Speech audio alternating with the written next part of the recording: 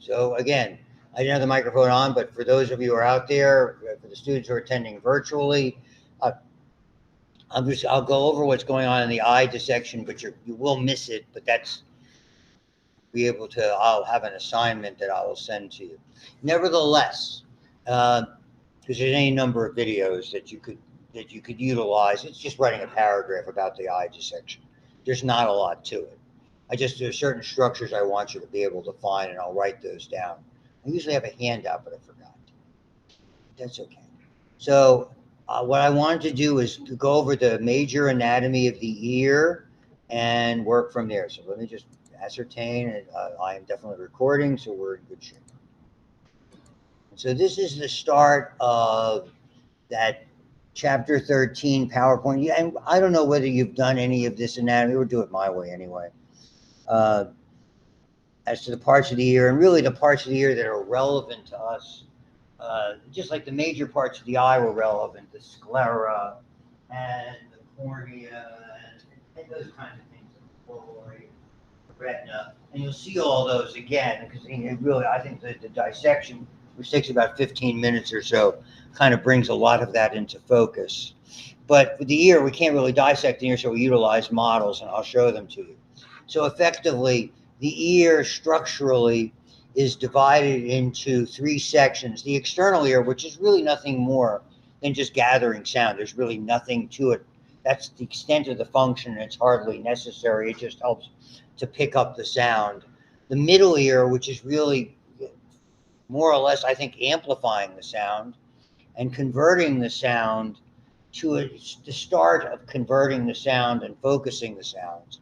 And then the internal ear, which is more, again, how it actually discerns the sound, and then certainly the balance aspect of it, which is perhaps separate and distinct that you will see. That's more physiological. And so they are in the nerve that supplies them, which you'll see as I'll sort of laundry list through this. Is that a question? Oh, this is 13C, and wherever this is, slide 3 to start. And the cranial nerve it's unique. It's the only cranial nerve that doesn't exit the skull and go to something, like sending branches to muscles that go to the eye, or bringing back visual inputs from the eye, anything like that. This doesn't exit the confines of the skull. It enters that, you remember it from anatomy 1, the internal acoustic meatus. In that bone, within that portion of the temporal bone, where all these structures are. So they're very tiny. And we're talking about the size of a split pea, if you know what I mean. Go to Giant Eagle to Walmart and look at the bag of split peas. You get an idea how small this is. But there are two systems that are in there. So in the old days, we used to call it the auditory nerve. Now we call it the vestibulocochlear. It's the two nerves that really were wrapped in one, but two separate nerves. Cochlear is for hearing, and the vestibular is associated with balance. And the mechanisms rely on similar mechanisms, if you will, but are certainly separate and distinct. So the external ear, and I don't care about this anatomy, the auricle, again, you're going to see the term auricle when it comes to the heart, because they're ear-like structures that sort of expand the upper chambers of the heart. That's probably the most useful name for auricle that we have. And the fact that it's cartilaginous and there's a fleshy part, fine.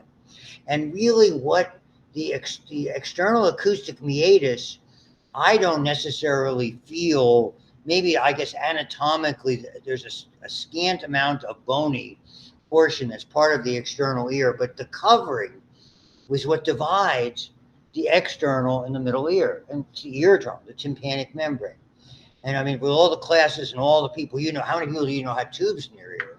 A ton, when they were little kids, or maybe siblings of yours, or maybe you yourself had tubes in your ear.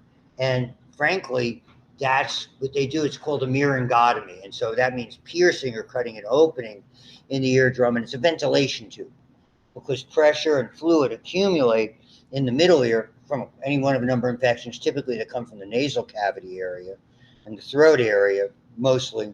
And what they do is they need a point, they have to be able to have egress to relieve the pressure, or the eardrum will explode. And when it explodes, it's not like, oh my God, I'll never hear again, but it can affect hearing long term and create significant problems. And certainly it's an infection that in its worst state might even end up in the bones in and around the skull. So there's some problems associated. But the meatus has a certain amount, maybe just on that most external portion of it, where earwax are called ceruminous or ceruminous glands.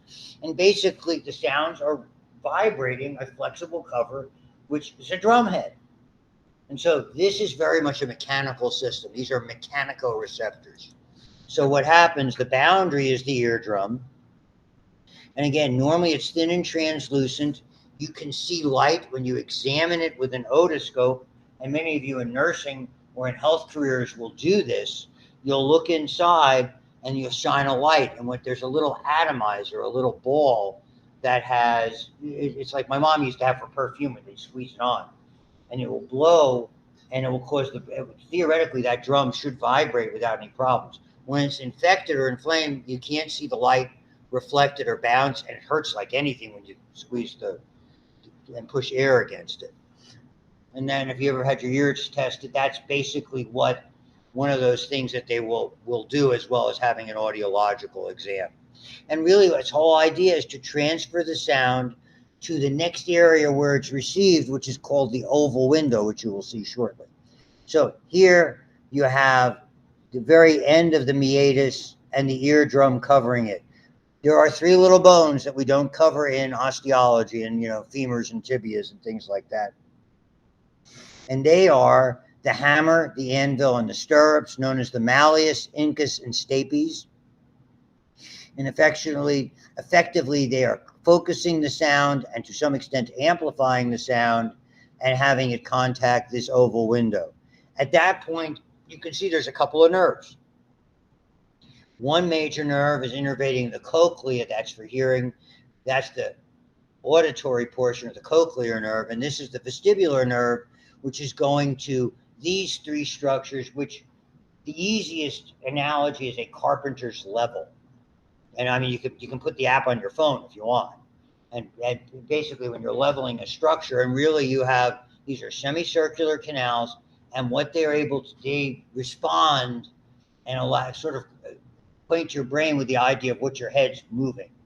And for people who suffer from motion sickness or vertigo, which is dizziness, which are very significant problems for a lot of people. There's even an awful autoimmune disease called Meniere's disease, which is in the discussion of the cranial nerves, that affects that particular nerve, which you wouldn't wish on your worst enemy. It is awful because they almost can't function anymore. In the old days, all they had was steroids. I always tell the story. My first wife and I, she wanted a Jew wedding. Right? And here at the synagogue was shooting. And back in 1978, one time. And so we couldn't get the date. It turned out a cousin of a cousin got the dates. Our first anniversary, our anniversary was going on back in 1978. I know none of you were around. Most of my college. Lovely and very attractive. We used to see her family type things. One year we went to a wedding or something like that, and probably the same synagogue or a different synagogue. And son of a gun, couldn't recognize her. She had Meniere's disease. All they could do was treat them with steroids, and they all this fluid. It was like she gained 50 pounds of fluid. Absolutely unrecognizable. Couldn't move. Had to be assisted to walk around. From someone who was just who everybody was turning heads and looking at when she was unaffected by it. That's the transition of that disease. So just to point out, there's a lot of stuff that goes on, and that affects this area, the semicircular canals. So the middle ear tympanic cavity filled with air, and maybe the most interesting structure is here, the eustachian tube, and sometimes called the auditory tube or pharyngotympanic tube. And all it is a means of sort of equalizing pressure and draining fluid. And the interesting part anatomically, and we talk about this in micro and respiratory diseases, and you'll probably cover it in respiratory anatomy, is that in little kids, it's very horizontal, babies. So when they sleep, if there's drainage, it goes straight into that area. By about age 4, it's really descended quite a bit. It's an angle downward. So typically we see the abundance of ear infections up to around age 4. My daughter had 2 sets of tubes, one at age 2, one at age 4. And eventually ended up with a tonsillectomy probably around age 12. So here we have, it's flanked by the oval and round windows. If we go back, when the sound is transmitted or the motion is transmitted, it enters by way of this, the oval window, and whatever residual force exits by the round window, which is typically below it. Okay, that's about it. The mastoid is that portion of the temporal bone. You might remember this behind, it's the bump behind your ear. It's kind of like a resonating chamber. That gets infected too. Again, the auditory tube or eustachian tube. Again, mostly for equalizing pressure. And again, if there's anything failing in the system, we don't hear as well for whatever reason. Malleus, incus, and stapes, 2 muscles govern it in response to loud sounds. You have auditory adaptation. So if you go to a very loud stadium or a concert it can be very loud, but we begin to adjust. It's like that stupid noise back there. There's adaptation. So we can tolerate that up to a point. People, before we learned about all the problems, particularly rock and roll bands back in the day before they used to practice with ear protection and things like that, there are a lot of people suffering with hearing. And sometimes lost their hearing, had to have surgery for their hearing. Most famously, the creative artist behind the rock group The Who, Pete Townsend, who's now 78. Let's say he had to have a cochlear implant because he had lost his hearing. It was all high decibels. Eventually, after concerts, below 90 decibels, and it had to change everything else about that. A group I did not see in concert, unfortunately. It's okay. Any Doors fans? Go ahead. So usually, years ago, I got some credibility from having seen the Doors back in the summer of 1969. Jim Morrison, am I ringing a bell? No, obviously not. Go back and listen. One of the many rock stars that died of a drug overdose. Janis Joplin, anybody? No? Okay. Oh, pardon. It's like hitting your head against the wall. You know why you do that? When it stops, it feels better. Still nil. Inflammation is there. The labyrinth is the internal ear. So it's a very, labyrinth-wise, it's a very interesting, small, with a lot of chambers. Think of it that way. Behind the eye socket and the temporal bone. Tortuous channels. And this is the structure. The vestibule, like a vestibule in a home, is an opening. And you can go either toward the semicircular canals or the cochlea. There's a fluid called perilymph. And when you finally get inside the labyrinth, there's another fluid which is different density, different viscosity, let's say a bit heavier. It's called endolymph. Okay, and effectively for balance and for hearing, what you'll see, it's not really a big deal for us, it's more microscopic anatomy, and you should cover physiology. These cells have little adaptations, they have little projections that are part of the cell. They look like little hairs, but they're really cellular projections. So everybody calls them hair cells. Where are they? Try that again. Where are they? I could use hair cells.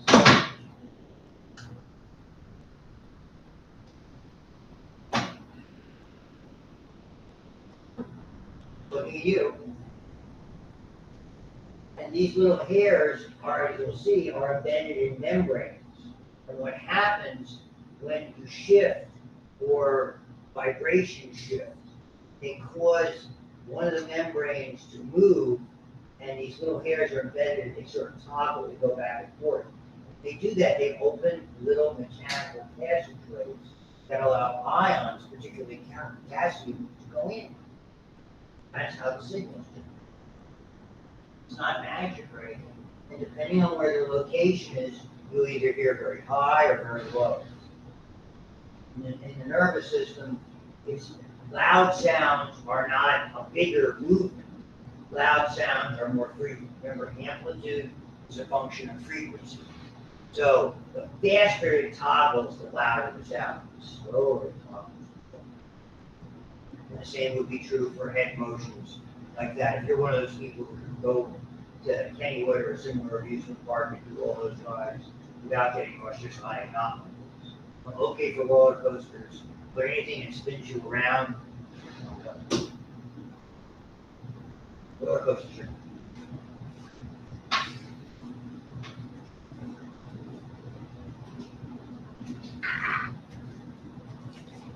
Ooh.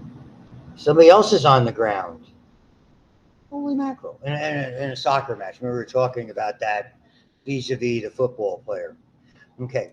So moving on. This is the assembly, these ducts. And so the cochlea, which looks a bit like a snail shell, as you move it out, and again, it's something you'll explore in physiology, I would anticipate. And I'll show you some of the ultrastructure that's there. So I don't want to spend a lot of time. I want to give you the basics of it. So we have a lot of that here that you can see in this fairly large model. This, obviously not to scale. You can see the nerves that enter. Here's the cochlea. Here are the semicircular canals that are there. You have the external ear. Then you can the eardrum and the bones would be in here, part of this relatively small area. And that's basically, so there's not a lot of moving parts, as it were, for this particular assembly. Other structures, and to me, saccule and utricle are not names that you have to know. I do that for my advanced classes, but these are sort of the opening or entry areas into the cochlea and the semicircular canals. A variety of receptor areas, gravity and changes in position, etc. And not everybody, again, some of it has to do with motion sickness, to be able, like someone who's an astronaut or somebody who's able to tolerate those, the G forces that are there. So there's quite a bit to it. And so again, you see that same illustration. The cochlea, very tiny. Again, split pea size. So you imagine how small that structure I showed you. It's around a bony pillar called the modiolus. And the actual sensory apparatus is called the spiral organ of Corti. Okay. And then you'll see these are the passageways that are there. Two of them, the vestibular scala and the tympani scala, have perilymph. The one in the middle, I'll show it to you, is the one with the endolymph. That's the critical piece. They look kind of like this. These are these three chambers. And so the nerves are sensory nerves. They pick up the sensation, again, based on these tiny hair cells called inner and outer hair cells that you will see. So they isolate on one, and it's this one in the middle that's kind of the key player. Here's what it looks like if you turned it so we could look at it upright. These are the perilymph. This is the standard stuff that you see in the nervous system, very much like cerebrospinal fluid. This is the area where the media has the potassium-rich endolymph. It has two membranes, okay, that you'll see that are here. You have this tectorial membrane, and the hair fibers are embedded in that inner and outer. And then you have this sort of basilar membrane. And so as I'll bring it in more into focus, inner and outer hair cells between those two membranes. And so this is really, now you can see the hair cells embedded. So as this begins to move, those hair cells being held within that membrane, as they are held and the bottom portion begins to move along, it basically triggers those receptors that for you and I was hearing. And so it creates a signal. Now that's the transition between mechanical and this, because of the movement of charged particles, we have an electrical signal. And so you have the transduction from mechanical to electrical. Just like when we studied muscle, for many of you in AP1, we had the transition from excitation, contraction, coupling, from electrical to mechanical. This is the other way around. This is mechanical because our brain interprets electrical signals. On a receiving basis, like making a muscle move, we're sending an electrical signal, more or less, to a muscle to make a muscle move. And here's what they look like, microscopically. Okay? That's about it. Slower, it travels more slowly than light. Again, that little experiment I showed you is a little bit different with regard to that, okay, because of how we're responding to various kinds of stimuli. And they go into all of this, and I'm not going to go into sound and vibrations, and tuning forks are used all the time. What's interesting about them is how we use them a lot diagnostically. So they vibrate. And the thing is, when one of these vibrates, okay, and if you would very often you want to say somebody, tell me when it stops. And then they'll tell you when it stops. And then what you do is you put it over like a bony apple, but you can still technically feel it. So you'll be able to sense the vibrations. One of the tests you do is you put it here, and you should hear it equally on both sides. So many of you will learn about a lot of these with physical assessments, particularly in nursing. So you get at least an idea what they are. And then audiologists used to use these. Now they can put a headset on you and create tones, so that someone could tell what you're hearing. It comes from a lot of sources. So what you did in the old days, it was whether it's conduction problem, there's a blockage, or whether it's a neurological, a nerve problem. The conducting problems can be solved more easily with amplification of hearing. And hearing aid technology is off the charts now. I mean, comparatively speaking. And frankly, most of us, we get older, we're going to suffer. My wife continually tells me that I have very selective hearing. I only hear what I want to hear. This is a woman's man. The iron.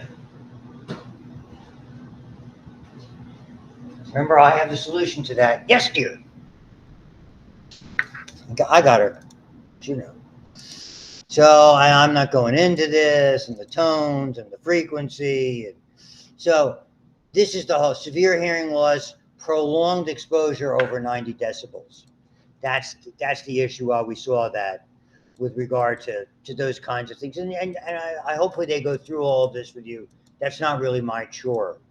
And lastly, in this unit, so the inner hair cells, I think, have more to do with the actual hearing than anything else. Okay? They're the ones that bend, potassium and calcium are involved. And they show you all that. I want to get just briefly into this last part. These are called otoliths. These are the hair cells here in the semicircular canals are a little bit different.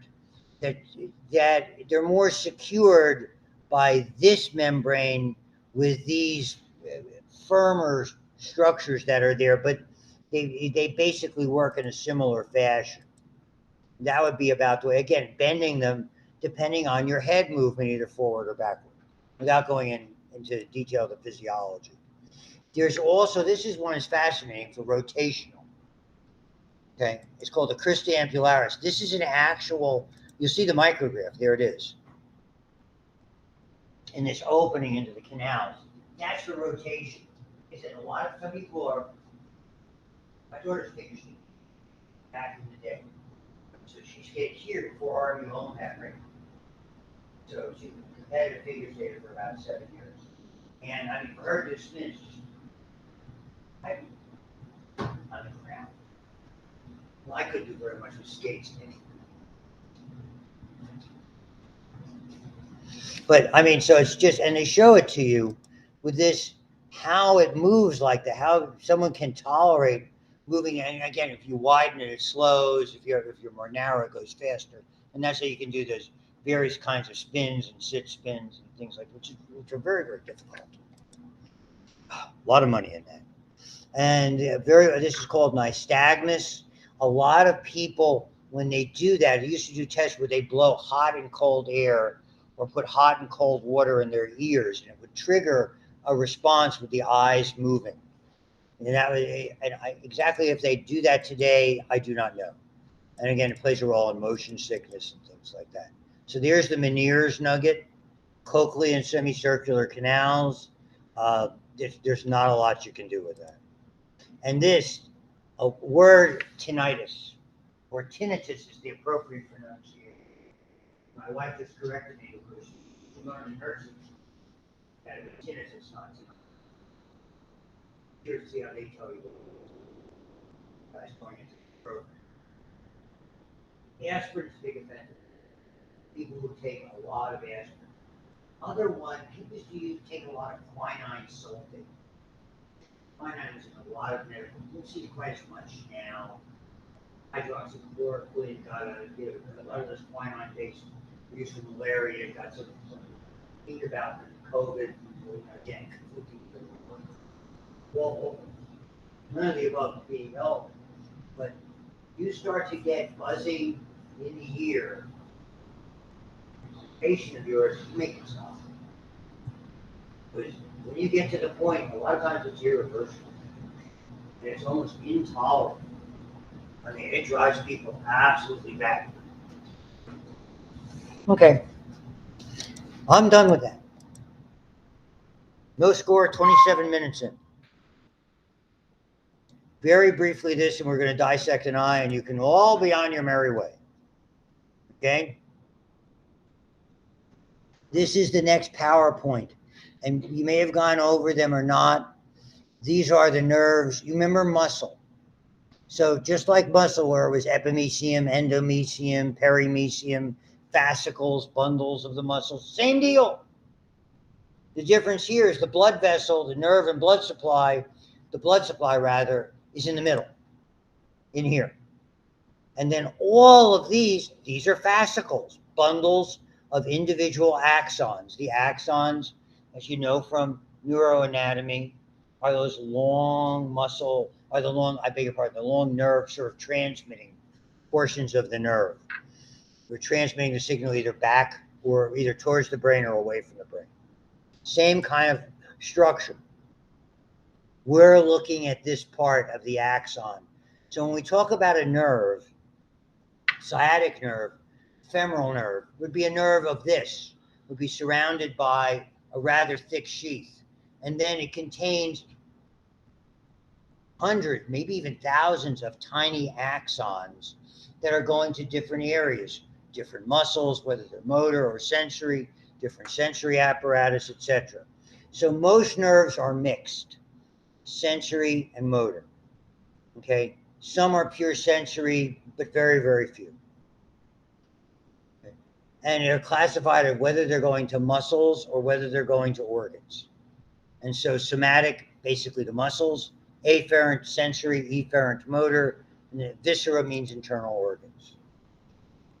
A lot of the sensory ones have ganglia, clusters of cell bodies of sensory nerves accumulate, are there right before that bundle goes into the spinal cord. It's called the dorsal root ganglia. We see it in cranial and sensory nerves. For you fans of herpes viruses, that's why people get shingles and things like that. That's the sensory root ganglia is where herpes viruses go latent. Be optimistic, as you'll learn in micro. You don't have to worry about shingles because 1/3 of us are going to get it anyway. So I'm worried about shingles. Don't. It's like I had a doctor with cataracts. I goes, my mom just had cataract surgery. I'm really scared. He goes, don't worry. I'm not going to get them. He goes, you live long enough, you're getting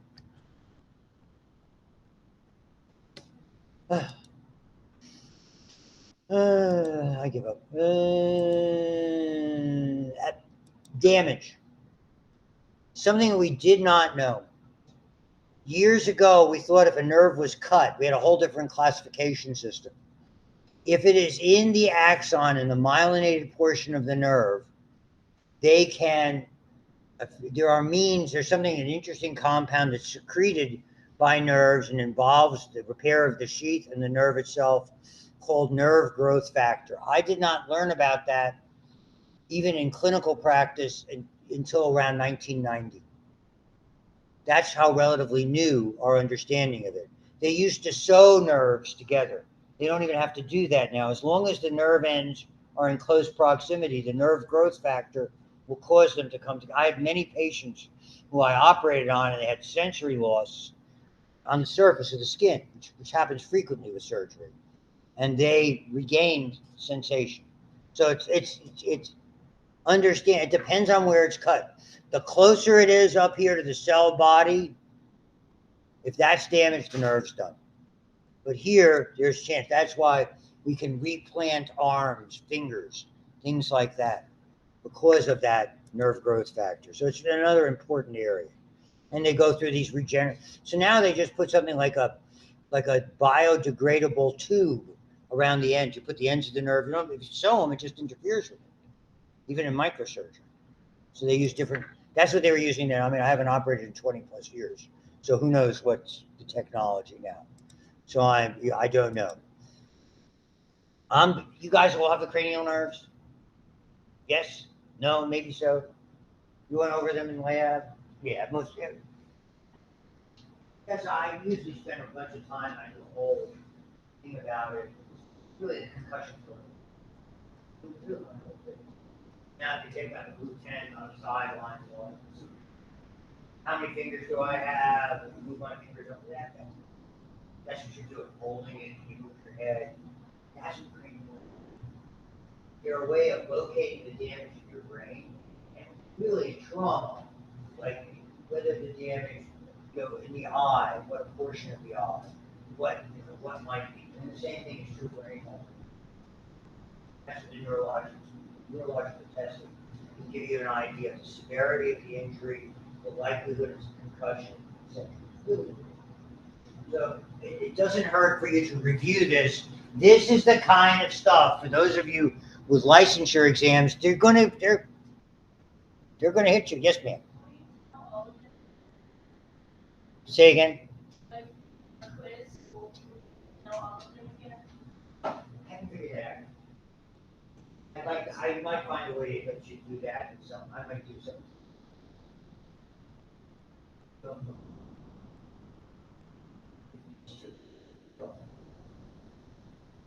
You guys are. Yeah. Doing a research project. I told my wife. You know, the eye should have interested you. That corneal. Yeah. Yeah, I was looking wherever you were looking. Right. I see. Yeah. I like this. Yeah, I put up with my silliness. Still no score. Okay. Real quick. Things you should know. 4 of these nerves have parasympathetic activity. We did this in autonomic nervous system. Most of you had me for A&P. What it means, okay, is they impact glandular structures. The one we'll deal with the most in this lab is going to be, interestingly enough, the 10th. Not because it has taste in the back of your throat, more because it innervates most of the internal organs, your heart, your lungs, your digestive, okay? That's important. So parasympathetic fibers here. Glossopharyngeal, very limited, okay?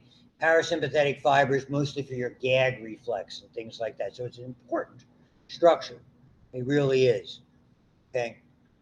And we looked at this. The third, that's the one with the pupillary light reflex that I told you about last time. When the light comes on, how the pupils will constrict. When you pull the light away, they'll dilate, the ability to accommodate constricting and focusing on an object that's moving closer to you. That's all about that particular nerve. And the seventh, the facial and glossopharyngeal, really most of their, when it comes to, let's say, the head, is mostly salivary glands. Okay. Only two are purely sensory: olfactory, and they're all by, we do them by number, and the optic. Everything else is to some extent mixed, no matter what they say. Okay? There's some, years ago, they used to think that auditory one, okay, the vestibulocochlear, now we acknowledge that there is some. They all have mixed, okay? Because there's proprioceptors. Even if you're moving your eyes, you know where your eyes are. If you move anything, you know where it is. That's because there are sensors that positionally tell you where it is. So that's the overview. Two purely sensory, everything else is mixed. That's the saga. Olfactory is smell. The important part when we do the exam is where it exits. Well, for smell, it's pretty straightforward. Usually means a broken nose, but typically it's trauma here in that area. When you break a nose, it's typically the nasal bones, not anything deeper. The ethmoid is the bone that's involved. That's where the nerve enters or exits, depending on your perspective. That's there in the cribriform plate. Those little cribriform foramina that are there. And you might remember from the brain dissection how the bulbs sit right on top of that cribriform plate that are there. Not a whole lot to it. We use smelling salts. Most of the time you don't even include that in the neurological exam. They did it more for COVID because people had their smell and taste seemed to be affected in a lot of individuals who had that. It's funny, when my wife tested positive, that didn't impact her whatsoever. She was just extraordinarily tired. Okay. The optic again, optic foramina, remember those in the eyes, the optic canal, crisscrosses, optic chiasm. You study that, depending on where you're going career-wise, you'll end up studying sort of the passageways, the short course, okay? We look at eye fields. We realize that if that part of the eye is seeing over here, this part of that eye is seeing over here, about 90% of the fibers cross over. So what you're seeing with the right eye is being seen on the left, etc., left side of your brain. 10% does not. That gives us three-dimensionality, stereoscopic vision. So if someone has lost the side of an eye, has to wear a patch, it's difficult. It doesn't impact them. My brother-in-law, I may have told you, has that. He lost an eye in the Navy. We got him with a bungee cord, and he just doesn't have an eye there. And he's able to drive and do other things, but you have to adapt to that. Remember I gave you that formula for the extraocular eye muscles, LR6, SO43. Remember that? So the oculomotor has most of those, 4 of the 6 extraocular nerves, as well as the parasympathetic function. All of those nerves, 3, 4, and 6, they all exit by way of the superior orbital fissure. The inferior orbital fissure doesn't have anything going on. It's filled with cartilage. It's artifactual. We only see it when the bones are prepared, for anatomy students to look at. The cartilage just dissolves away. Basically, I hate to put it this way, they boil the bones. Bone stew. Sorry, nobody cares. Shut up, Lou. Nobody cares. So this is the LR6SO43. You can review that. Trigeminal, thickest of all the nerves, 3 nerves wrapped into one. 2 are purely sensory. You'll see the demonstration. Superior orbital fissure for the ophthalmic, foramen rotundum for the maxillary, foramen ovale for the very large mandibular branch, which also has motor fibers to the muscles of mastication. So you have somebody try to open and close their mouth. It's the best way to test it. Clinical note, this bad boy coming up. You can see how they run. This is a very good illustration. A very large ganglia, as you might guess. Not a lot of room in your skull. Because of that, and whether it's blood supply or unknown factors, this is awful. Trigeminal neuralgia.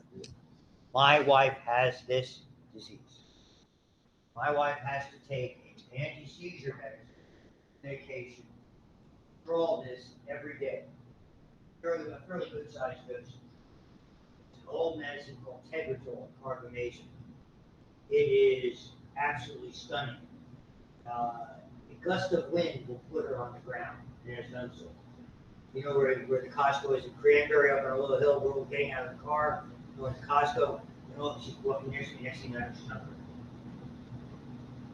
That's how severe the pain is. Stops it. Question? So to give you an idea of the severity of that, potentially that is a total life changer. I mean, she dreads the idea of going to the dentist. You know, I know because she's afraid of going to the dentist, just the amount of pain that it might have. So there are the muscles that it involves. And everything else is fairly straightforward. Facial is the motor equivalent of the trigeminal. Stylomastoid foramen. So behind here, we often see it affected with people with temporomandibular joint dysfunction because it inflames the area. So sensation to your face, very famous disease entity. They call it the homeostatic imbalance. If you don't know somebody who has it, you will. Bell's palsy. It can be after a virus, an injury. It could be a tumor or an infection. It can just happen for no reason. Most of the time it goes away. They have a one-sided face drop. Very, very well-known problem. Okay, you can look at all the way they describe it here. Has a lot of branches you obviously don't have to know. Vestibulocochlear we talked about, noteworthy, only nerve that doesn't leave. By this time, the first cranial nerve is from the cerebral area. The second is from the diencephalon, more or less from the thalamus area. 3 and 4 are from the midbrain. 5, 6, 7, and 8 are mostly from the pons. 9, 10, and 11, 9, 10, 11, and 12 are all from the medulla. The bad news about that, when it happens in your brainstem, it's big trouble. Because brainstem problems, if there's a problem in your brainstem, it's going to affect respiration, heart rate, all of those kinds of things, blood pressure. That's what we worry about, why those are sometimes ominous signs. So the glossopharyngeal 9, the vagus 10, the longest of the nerves, the only nerve that leaves the head and neck, travels all throughout your body, and the 11th, which is called the spinal accessory, in the old days, now it's the accessory nerve, all of those exit by way of the jugular foramen. Here is the 9th, basically for swallowing, and it innervates the constrictors around the pharynx and the aforementioned parotid gland. Cough reflex, that's probably the gag reflex, something you'll encounter if you haven't already. The vagus, the only one behind the head and neck. Very, very long course. We'll talk about this. We review a lot of these organs. The accessory is used to call the spinal accessory because it gets little rootlets, little branches come up, and then it joins the portion from the medulla and comes back out. So it goes in by the foramen magnum and then out by the jugular foramen. And that trapezius, shrug your shoulders. Trapezius, okay, deltoid, big players for that. And then the hypoglossal, stick out your tongue, the hypoglossal foramen. Done. Sorry it took so long. We're at 45 minutes. We're making progress. There they all are. Lastly, I know you're happy to hear that. There's a lot of spinal nerves, as you can see. What's odd about the cervical nerves is normally nerves come out below the numbered vertebrae. Cervical, there's one that comes out, they come out above. So you have 8. So you have 1 above number 1, 2 is between 1 and 2, etc., etc. That's the only oddball. Everything else, they come below the vertebrae. So T1 is inferior, comes out or exits inferior to the first thoracic vertebrae, L1, etc. So 8 pairs of cervical nerves. Each of the first 7 exits above, and the 8th is the one below. It's the oddball. What's interesting about this, and we did this a little bit in spinal cord, and I'm sure you covered it in your anatomy there, is you have 2 enlargements in the cervical area and in the lumbosacral area. Those are extremities. The only nerves I'm interested in are the major nerves that go through the extremities. They have, the nerve is a combination of the motor branch, which is in the anterior or ventral, and the sensory branch, which is dorsal. They come together, all kinds of weather. So here they are. Sensory, there's that dorsal root ganglia. Here's motor. That's what we call the nerve. These little branches or rami have to do with they take care of spinal musculature, spinal structures, ribs, things like that. Not a big deal. I want you to get the big picture. So you can see here they are branching away. It's all about these. These are called nerve plexus. It is not a nerve plexus. Plexi. Octopus, octopi.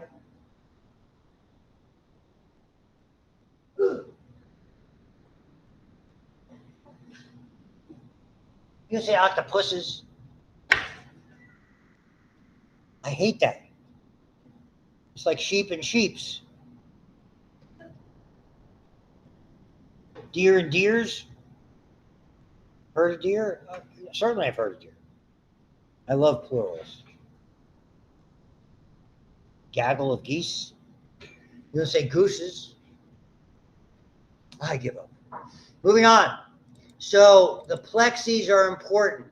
It's as though the nerves come out and they encounter one another, and a little branch of 1 joins 2 and 3, a little branch of 3 joins 4 and 5, etc. What comes out are important nerves. So major nerves are a blend of nerves.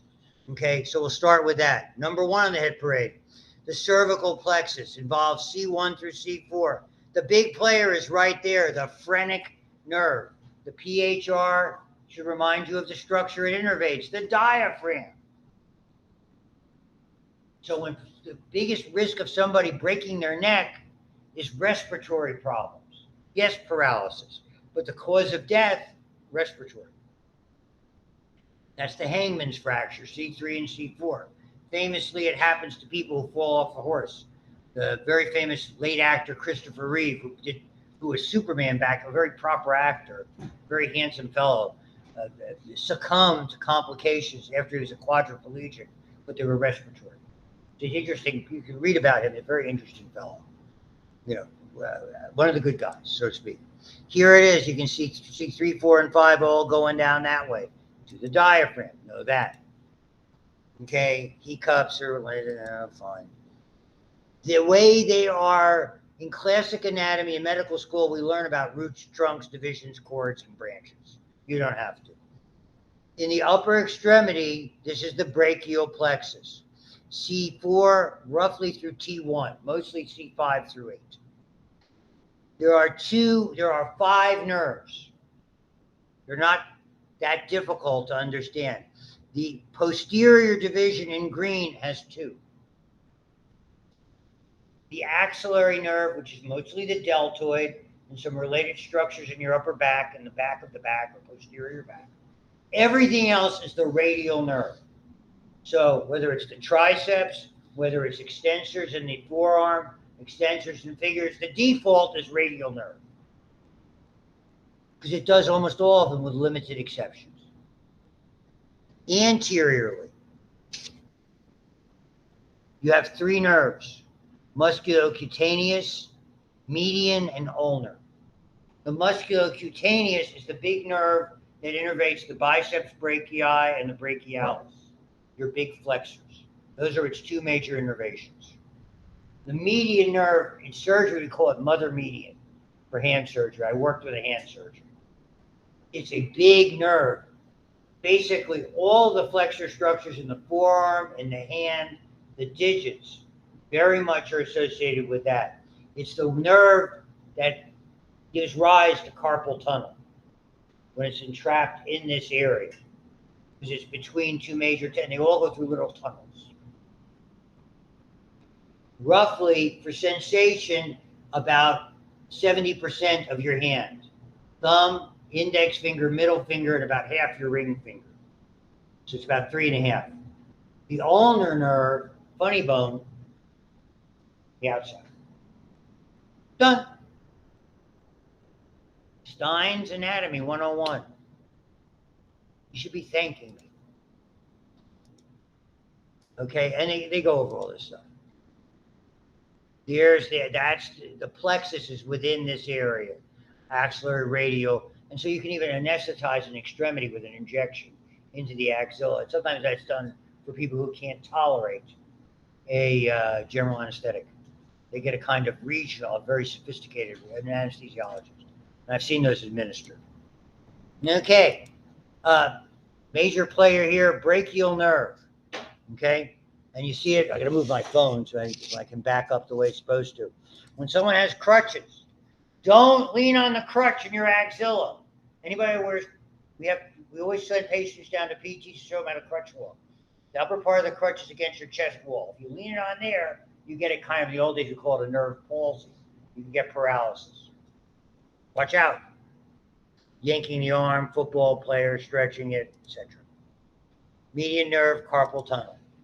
Ulnar nerve, well, I mean, you could get a claw hand. Mostly it's the funny bone because it's very much superficial over here. It's like a sci-fi picture. Claw hand. Oh, shut up. Nobody cares. Lumbar and sacral are now considered separately. Lumbar, two major nerves. The femoral nerve is for your extensors. That's your knee jerk. Innervates mostly the quadriceps. Four muscles: vastus lateralis, medialis, vastus intermedius, rectus femoris. L2, 3, and 4, basically what you're testing with knee jerk. The obturator, through the obturator foramina for the so-called groin muscles, the adductor muscles.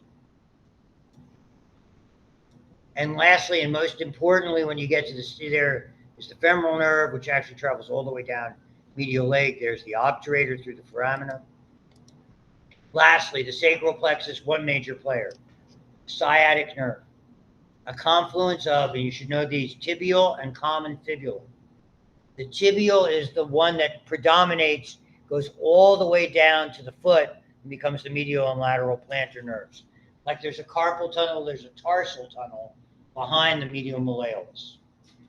The fibular nerve, when you get below the popliteal area, in and around the back of your knee, that nerve splits into tibial and common fibular. When it says common, you're going to have an anterior and a posterior fibular component, as you will see. There's something called the sural nerve, which involves your calf, medial and lateral plantar, not planar, that are part of that. And let me get back. I'll show you. So here you can see where the fibular nerve, when it comes down and it's common, it winds around the neck of the fibula, and you have the deep and superficial. The deep one will go farther into these deep calf muscles, and the superficial one really involves more of like the exterior of the skin and surrounding tissue on the lateral portion of the lower leg and foot. Again, not a big deal for us, but I just want to show you the course of it. Why is this important? When you put a cast on, or somebody with a cast, in the old days, we didn't have so many of these removable cast systems that you see. I see students walking around with them all the time. On Wednesdays, we put on 100 casts, 4 of us, in orthopedic clinic. No gloves. Hands were white. It's a little game that the orthopedic surgeons played. You always make sure the cast was 2 finger breadths below the neck of the fibula, because you get a drop foot, because it would affect one of the nerves there. All right, I'm done with that stuff. The eye, and we're done. You all ready? Dermatomes are noteworthy. That's what you're testing when you test reflexes. L2, L3. That's when you take little pins and you can basically see if somebody can feel sharp or dull. This is a test you probably will do. Right, moving on. I'm breathing. I'm getting there.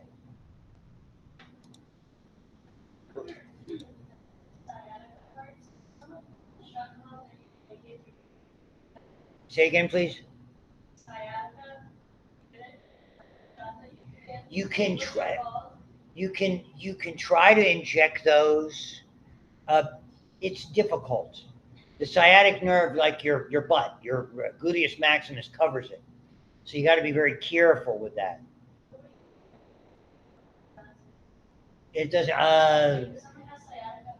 It's hard. Chiropractic adjustments. But I go to chiropractor every for a bad back with sciatic problems that were associated. I got it about 9 years ago. Out of nowhere, all of a sudden, I had a disc bulge. So exercise, adjustments work, anti-inflammatories, physical therapy of a variety of different modalities. I would not want to have a surgery for that. Some people, young, healthy individuals, they can do very limited surgery. In other words, you can do microsurgeries or surgeries where you can do it through scope now that are apparently more advanced and things like that. For someone, I would not do it. Like I'm willing, I, I was adjusted yesterday. See how it worked? Nobody cares. Nobody cares. Eye dissection. This is the link I showed you. I always use this one from Burroughs. Okay, the eye. Okay, it's a great little dissection. We'll get it done in 15 minutes. I have a bag full of eyes. Don't get excited. You can take one home.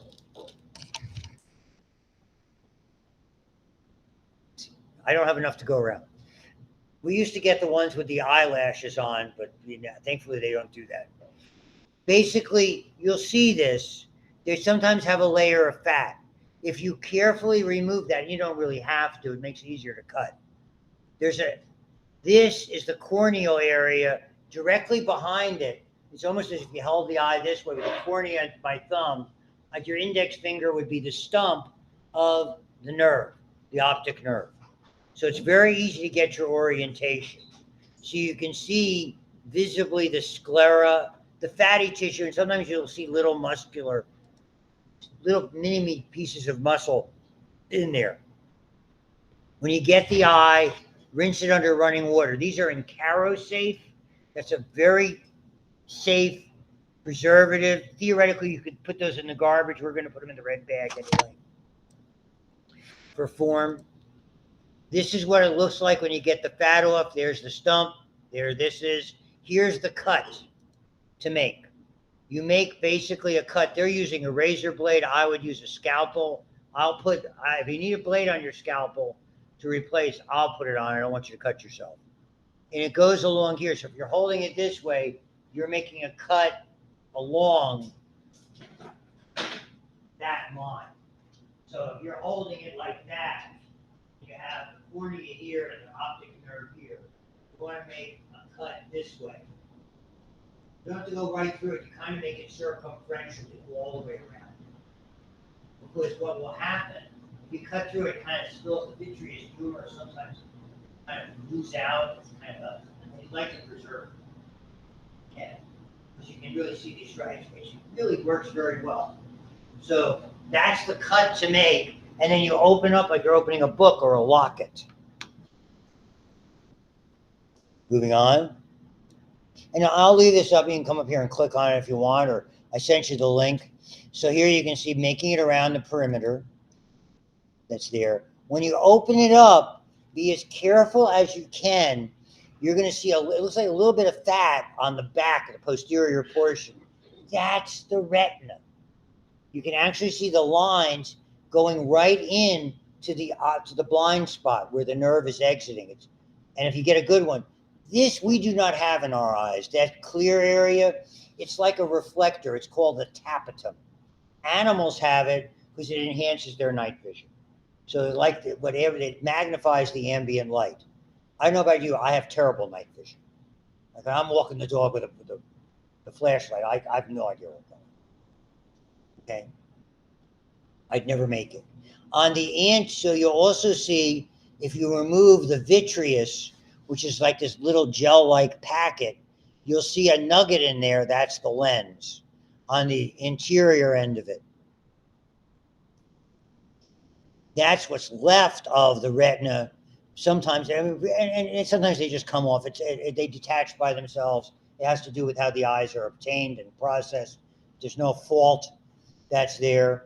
But on the anterior end, you can actually pull out. These are suspensory ligaments that will change the shape of the lens for you and I.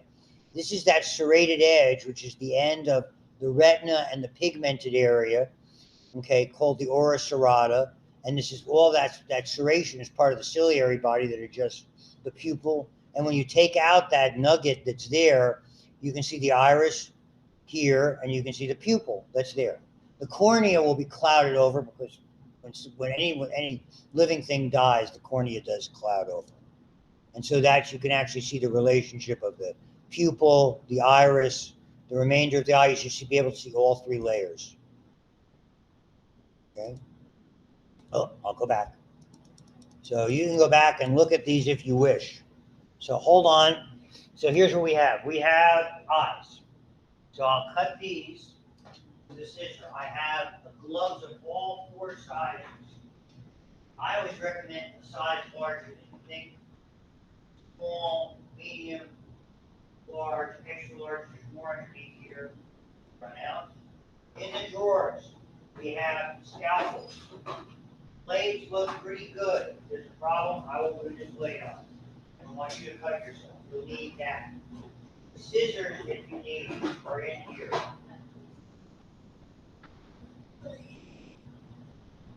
We are in science, these are pickups or forceps, or not tweezers. They're instruments, not tools. The plumber uses them. It's okay, the plumber makes more money. My kid makes more money. You know what this? Nothing technical, it's driving a truck. Nothing wrong with business.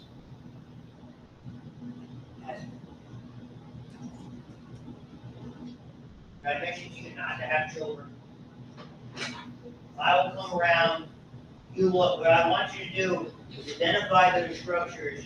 Your responsibility is to come up with a 1 or 2 paragraph report that you can email to me or send to me or hand to me sometime in the next couple of weeks. Okay? You can. I don't care. It doesn't have to be one person per eye. You don't have that many eyes. But I would say no more than perhaps 4 people to come. Here they are. Wow. Divide yourself how you wish and dissect an eye. You can, if you don't want to dissect, don't. You can, if you're more comfortable not dissecting, don't dissect, just watch. Works just fine for me. Okay? Thank you. I'll be around.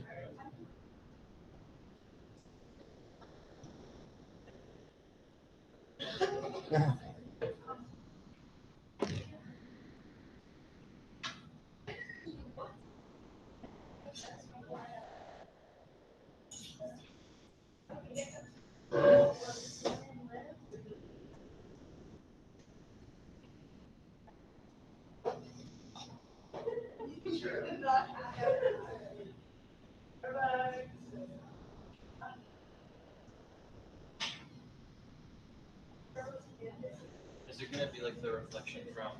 Yeah. Just I mean a paragraph. Somebody can say, "If did your students do the eye?" And I went, "Yes." Here are the papers. Basically, that's my approach. A lot of times to that. Ugh.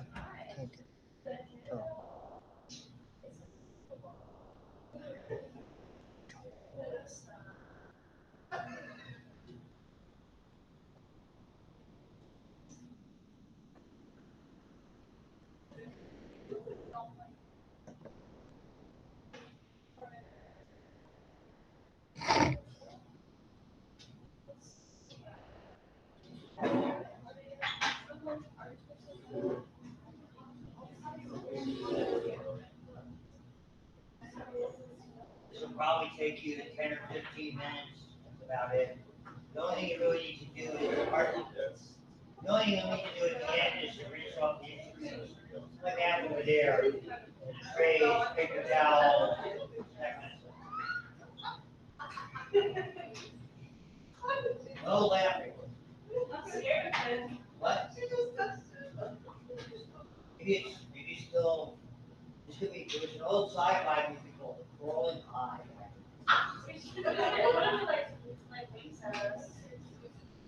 Maybe it's sitting on it. I don't know. Maybe, hey, it's okay, take it as a compliment. So I always do.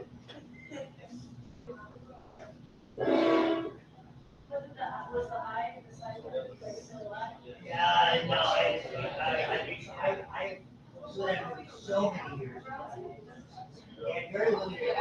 Pittsburgh was always an area for horror movies. Midnight on Saturday night going to Sunday, we had Chili Billy Theater. Chili Theater. With a guy named Chili Billy.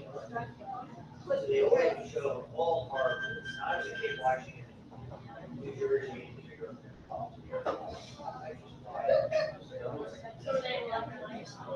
Mostly. I said, what? Oh, no, it's just a paragraph. We identify the structure, where it's along, and then, you know, the reflection part is, you can almost, you see a really good long section. I'm sure there's a lot of I don't know about it. It's just whatever you want to do. I do these mostly for work projects. That way, if somebody says, well, what did you do in lab? Here are some reports from my students. So I can see that you did it, and whoever gets a report from. You know what I'm saying? Dr. Stein's an a-hole. We would never say that about you.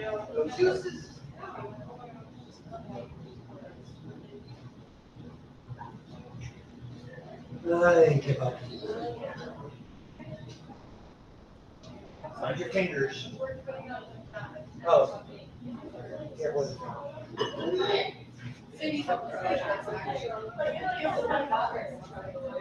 you guys okay if we?